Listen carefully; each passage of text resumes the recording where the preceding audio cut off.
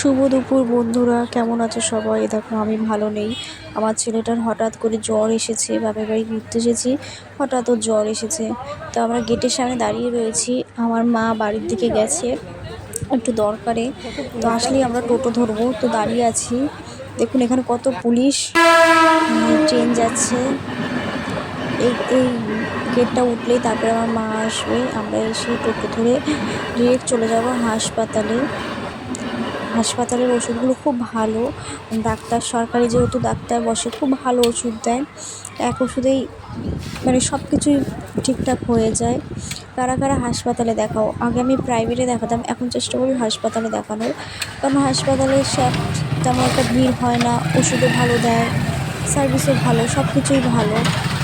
এই যা গেট খুলে গেছে, এখন সব যাচ্ছে বাইকে, স্কুটিতে, যে যেটাতে যাতায়াত করে। আমরা দাঁড়িয়ে রয়েছি এক সাইডে, প্রচুর ভিড় থাকে, বাট এখন ভিড় নেই। দুপুর টাইমে এই যে আমরা টোটোতে উঠে পড়েছি, আমার ছেলেটা একা পড়েছে, আমাদের সাথে বসবে না, ওখানটায় ছাওয়া ছিল বলে। আমি যেখানে বসেছি রোদ ছিল। এই যে আমরা হাসপাতালে চলে এসেছি। দেখুন এটা হচ্ছে আমাদের শ্যামনগরে হাসপাতাল, ওইদিকে আছে বড়, বাট এটা এমার্জেন্সি, মানে এমনি নর্মাল দেখে।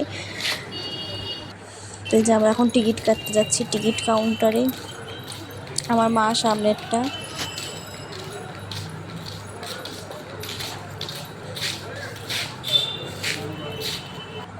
টিকিট কাটা হয়ে গেছে, আমরা এখন রুম খুঁজছি, 21 নম্বর রুম। তো খুঁজছি, ডাক্তার বসে, বাচ্চাদের ডাক্তার।